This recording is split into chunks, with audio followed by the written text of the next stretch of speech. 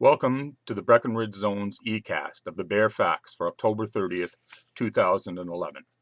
I am your host, T.R. Ursade. Our goal is to peel away the spin, the doublespeak, the gobbledygook, to ask the obvious and not so obvious questions that have gone unasked, to turn a spotlight on the reality that politicians and voters seem determined to live in willful denial of. We seek to bring critical thinking and logic to bear on public policy by generating open debate based on the facts that are exposed by peeling away the layers of twaddle and chicanery. As it says in the Tao of James, you cannot reason someone out of a position they didn't reason themselves into. I see Global News Vancouver is patting themselves on the back for breaking the story of the problems at Community Living BC in May.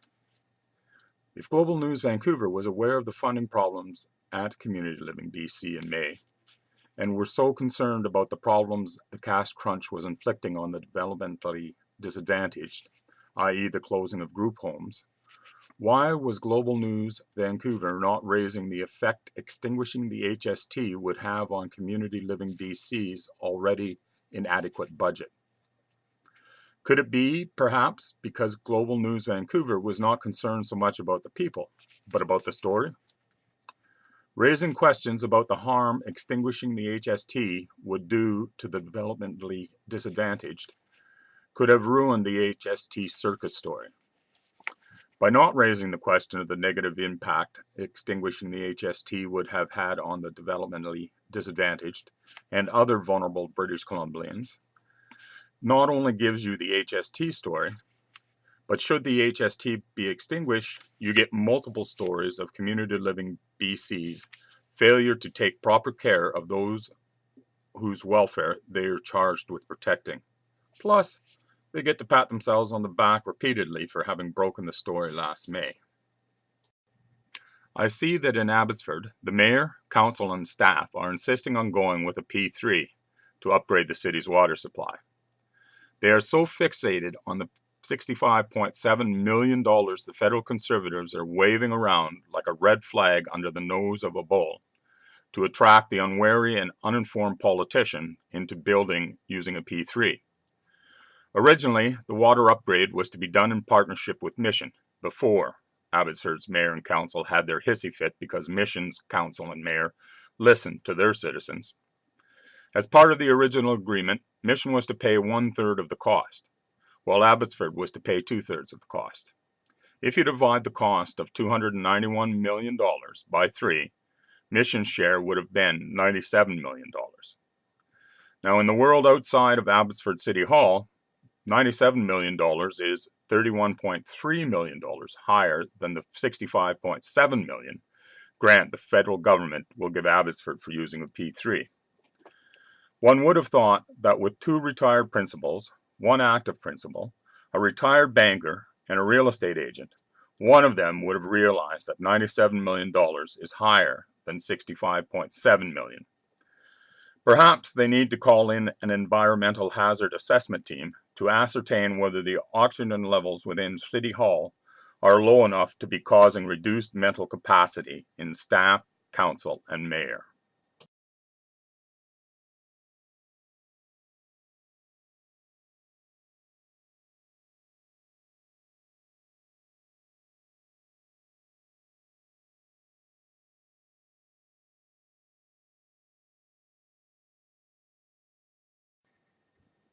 Speaking of Abbotsford, it should be interesting to see if the current mayor and council's proud achievement of circumventing the law that governs municipalities has any effect on their re-electability. One would hope the voters find it unacceptable behavior that when a section of the community charter designed to protect taxpayers from council got in the way of Abbotsford City Council's wants, the council simply circumvented the law.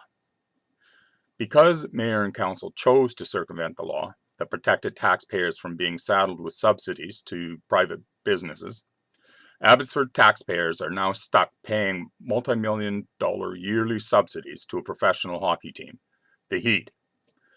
One would think that voters would want a council that obeys laws designed to protect taxpayers' pocketbooks, rather than a council that circumvents the law and costs taxpayers millions of dollars. Our society has names for people who like to circumvent the law. And pulling an Abbotsford mayor or pulling an Abbotsford council shouldn't be among them. Finally, we have the strange case of BC teachers. With their dispute with the employers ongoing, and with the employers going to court to have the preparation of report cards declared an essential service, we have the absurdity of teachers stating that report cards are not important. Although, given the levels of illiteracy and the lack of mathematical ability or literacy among students, the teachers may well have a point, although not quite the one they wanted to have. After all, the report cards issued by teachers seem to have little to do with the scholastic ability of those receiving the report cards, leaving taxpayers with the question, why are we paying for a first-rate education for our children when they receive a third-rate, third-world education? Based on performance, the ability of students to read, write, and perform basic mathematics, the teachers should be giving taxpayers refunds and getting salary reductions, not increases. And that's the Bare Facts for October 30th, 2011. Remember, your best defense against politicians, media, big business, and others seeking to bamboozle you and manipulate you is thinking. And please, during this election season, let's keep in mind that the best way to stop repeat offenders is to not re-elect them.